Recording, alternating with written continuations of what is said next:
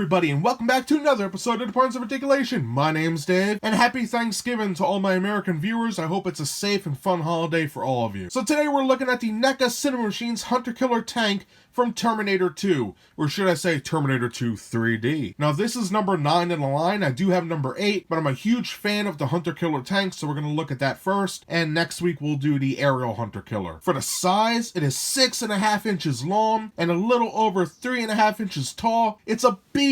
So the Hunter-Killer tank was first seen in Terminator 1, and I always liked these Hunter-Killers, the aerials and the tanks. I thought they were very cool, very fascinating designs, and the original Hunter-Killer tank only had one plasma gun for each arm, which we'll look at. However, for Terminator 2 Judgment Day, when James Cameron brought it back, it was modified to dual plasma guns on the sides, and that's the version we have here. But I would like a Terminator 1 version if NECA ever made one. So like all NECA Cinemachines reviews, we'll look at the box, then we'll take a look at the ship, paint, compare it, and then we'll be done. So let's get moving. Okay, looking at the box, first thing I want to say is, besides the space jockey, this is probably one of the biggest cinema machines we ever got.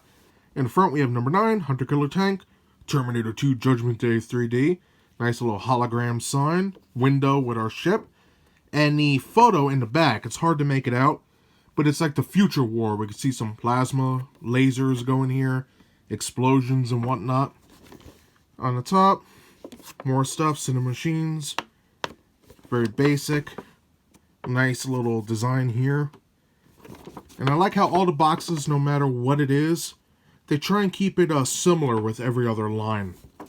So for this, like always, I'll get a nice shot of the words if you want to read it. But first, let's look at all these pictures. Here's the aerial Hunter-Killer, the one we're going to look at. Nice pictures here, Cinemachines. And let's get a nice zoom in on this bad boy. And if you guys are interested in reading this, please pause the video right now. Okay, moving on to the bottom. We have our copyright crap here, Director Randy Falk and all that. And yeah, so let's get this open. Now, I just wanted to show this off. This is the backdrop that comes inside of the box. Look at that, the swing set, the fire. Very sick. Now, one thing I wanted to bring up is when you take the Hunter-Killer out of the box, the head is facing the wrong direction.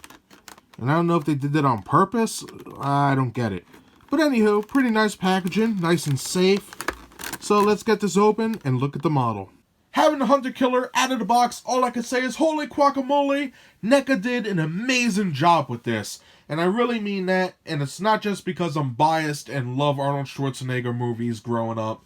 I think on the whole, for having something you put on a shelf or on your desk, this is a beautiful interpretation of what we saw in Terminator 1 and Terminator 2. So first, I know I'm going a little out of order, but I want to go over articulation. This is the head. So first of all, the head can spin all the way around, which is nice. You have 2 plasma guns, which can spin all the way around. They're on swivels, just like the head.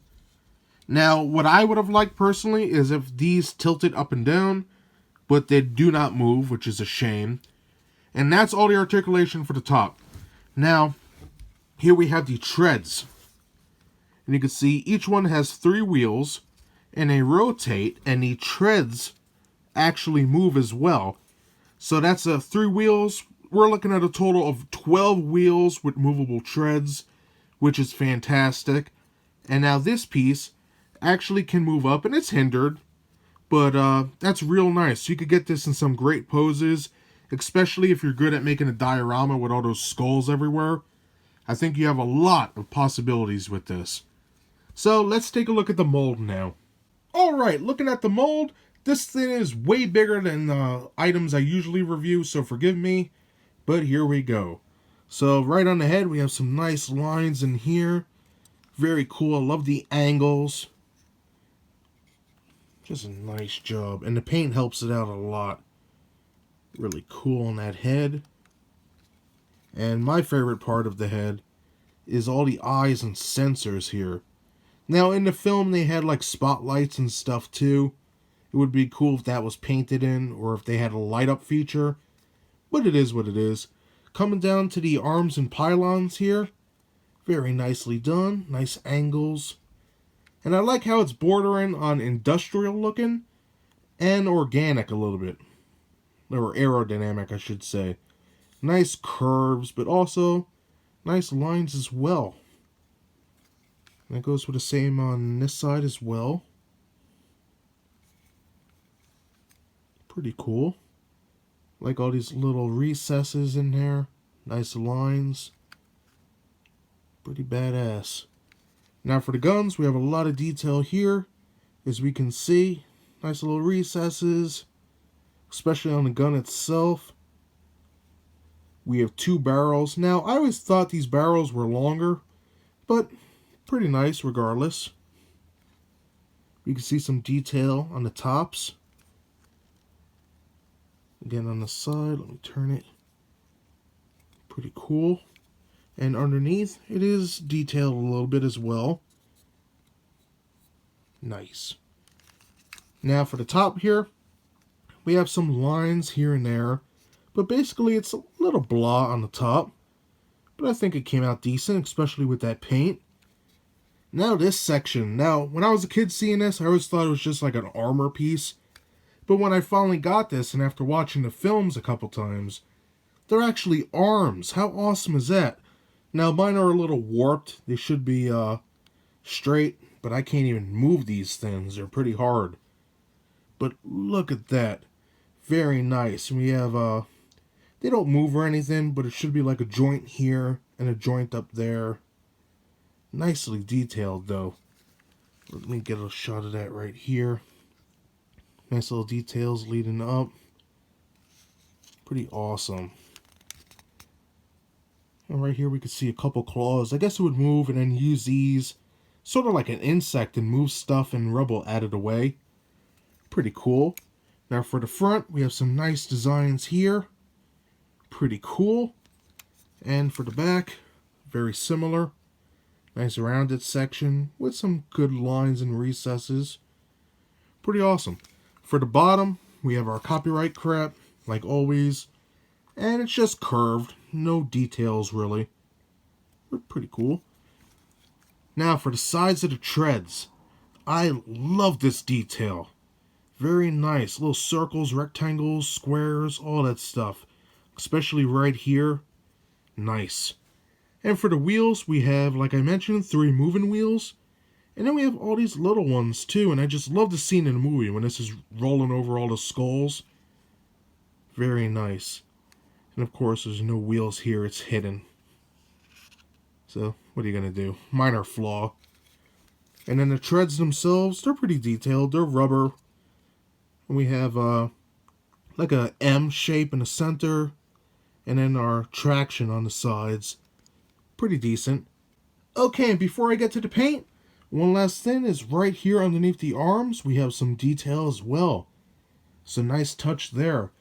On the whole, I think the mold is very nice. Even though this part is a little warped, it's a minor inconvenience to me anyway. You can't really notice unless you're looking right at it. But a nice job nonetheless. So now let's take a look at the paint. Alright, for the paint of the Hunter Killer, I'm going to get some nice close-up shots like I normally do. But first I want to go over the main colors. First, we have a nice metallic silver. And it's on the sides of the treads, the base, the bottom right here, the arms, cannons, and the head. Very nice choice, very clean. Now on top of that, we have a menagerie of different washes and dry brushes. Mainly black and rust washes. Dry brush is mainly rust colors. And also there's a bunch of different browns in there. Like I guess you could say it's a combination of oranges and browns. But a fantastic choice.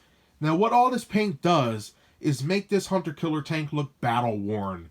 And I like that. They could have gave us one that's just plain old silver like it just came out of the factory. But I like this. It shows it's been all over the battlefield just blowing people away left and right. Because that's what it is. It's a killing machine. Now also we have red and blue for the top of the head. And that's very nicely done. Very clean. I think it came out pretty damn good. Now let me get a close-up shot and show you all the magnificent paint detail on this. Okay, starting off at the head, we can see the black wash. How it filled in all these crevices. And then we have the brown and orange, the rust. Very nice black wash in there. And I just love it. It fills in all these little imperfections. And makes it really stand out. Black wash all over the optic sensors and eyes, whatever you want to call them. Pretty good. And then all on the arm sections, the pylons if you will, we have a mixture here. Just look at all that. Black, rust, orange, browns. Looks like coffee stains, but awesome. Pretty damn good. And that black wash in different colors just seep into all these lines, making everything pop. Fantastic job there. Now for the guns, look at this. Worn, rusted, awesome. Pretty damn good. I think they did an amazing job on that. For the back, same. You know what it kind of reminds me of when you have a tea kettle and you keep using it over and over again and it gets like this worn look.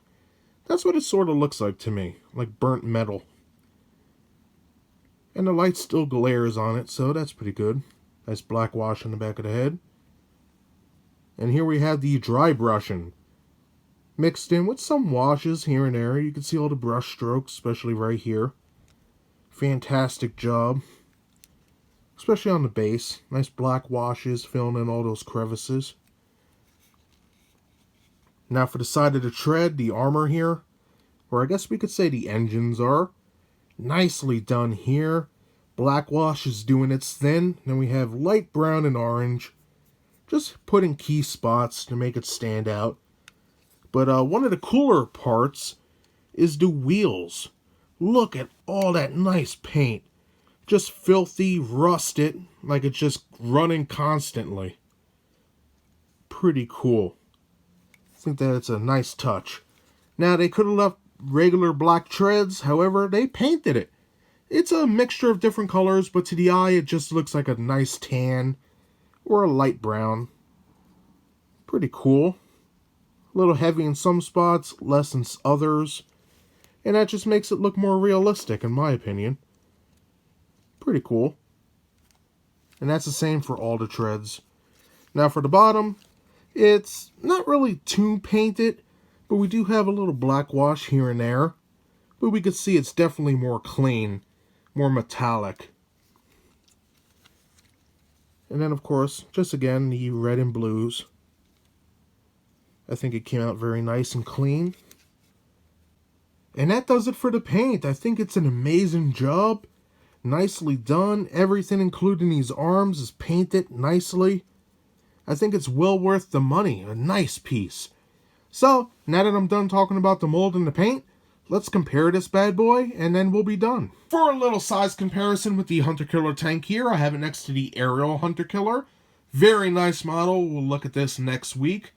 Very cool. And over here we have the Star Wars Hot Wheels ATM-6 from the Last Jedi line of die-cast starships. I totally recommend these two if you're a massive Terminator fan.